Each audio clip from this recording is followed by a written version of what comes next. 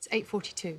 A woman who kept her inflammatory bowel disease symptoms a secret until it almost killed her is now urging others to seek medical help if they think something isn't right. Yeah, inflammatory bowel disease is a common condition. It affects the digestive system.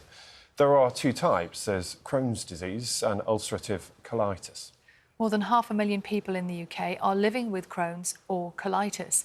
Every year, around 25,000 people are diagnosed. The process can be slow, often taking around 5.5 years. Well, Crohn's and colitis can be diagnosed at any age, most commonly before the age of 30. Now, Lucy Harmon from Hampshire was just 18 when she passed out and was rushed to hospital. 48 hours later, she was told that she had Crohn's. She's been speaking to our reporter, Michelle Cross.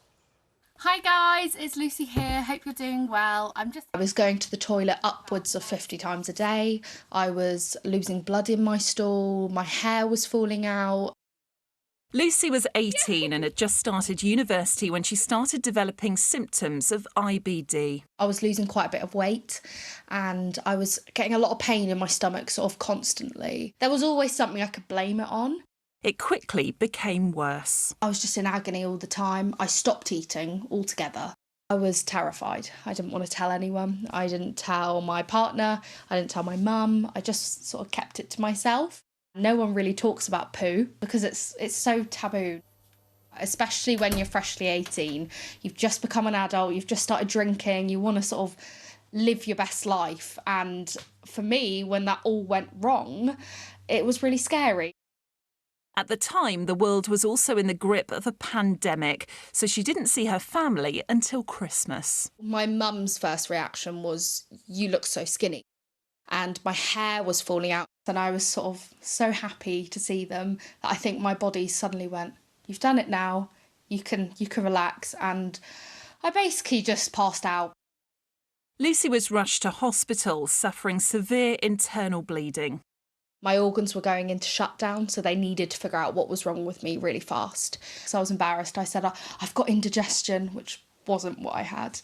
And normally with Crohn's, it takes a couple of years to get diagnosed, and it took 48 hours for mine. It was very sudden. She was put on steroids, antibiotics and immunosuppressant injections. There you go. Having a diagnosis did really help me. I like to say it was the best thing that ever happened to me, actually, because finding out what was wrong with me gave me the ability to get help. I'm so sad that I hid it, because now I look at it and I go, "Oh, I wish I just told someone."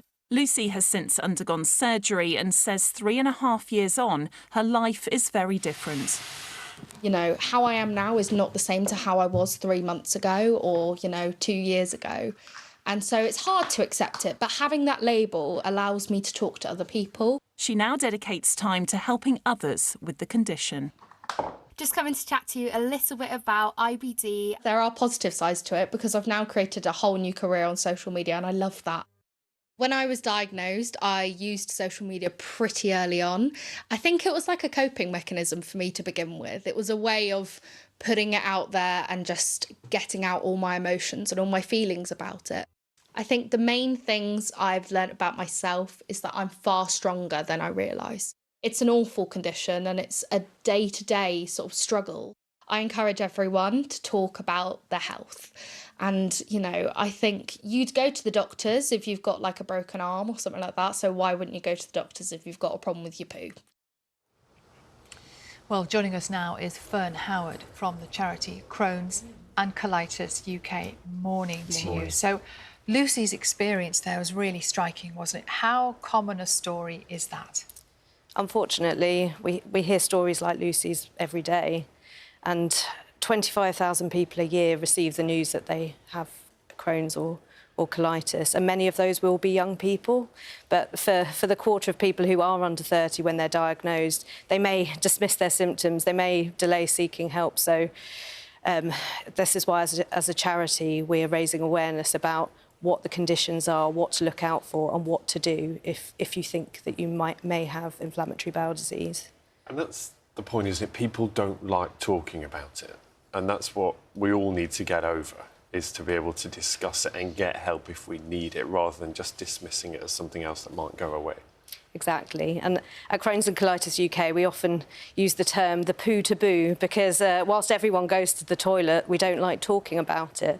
But, you know, this is more than just a dodgy tummy. As Lucy explained, it could be going to the toilet 20, 30 more times a day, having to go urgently, but also remembering that toilet isn't just the only symptom, so people may experience fatigue, like tiredness that doesn't go away with sleep, extreme pain in their tummy, in their joints, unexplained weight loss. So it's really important that you listen to your body and look out for signs and get checked as soon as possible.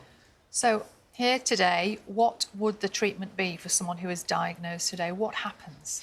So at the moment, what you would need to do is go to the GP and get referred for tests. It's a complex condition to get diagnosed, so people do tell us that it may take multiple visits to the GP to get referred for the right tests. And like a lot of people in this country, people with Crohn's and colitis trying to get a diagnosis are affected by long delays. So that's something that needs to be addressed by the new government. That's one of the issues, isn't it? As you said, if it needs several visits, just getting one visit sometimes is difficult enough. And if you're already predisposed to sort of dismiss it as something else and think it's not important, getting to that stage of a diagnosis is going to be really difficult. It is, and that's why, as well as raising awareness with people, we need to also make sure that GPs understand the conditions, that they are referring people for tests at the right time and that people are getting that diagnosis as soon as possible. And when there is a delay in diagnosis, what sort of damage might be happening in that meantime, if it's taking 5 years, for example? And as Lucy's story shows, delays to diagnosis can mean that there are serious complications. You can end up in A&E, you can end up having emergency surgery with parts of your bowel removed. It's really serious, but if checked, if diagnosed, if treated, then it will improve people's outcomes and it will mean that you can live the life that you choose. What does normal treatment look like? So it will depend on the condition. There are many different treatments out there. On the Crohn's and Colitis UK website, we have a medicine tool which explains some of the different treatment options available and potential side effects of those. So it's really about making sure that you get a diagnosis, that you have access to a specialist team and that you are on a treatment plan which will help control your symptoms.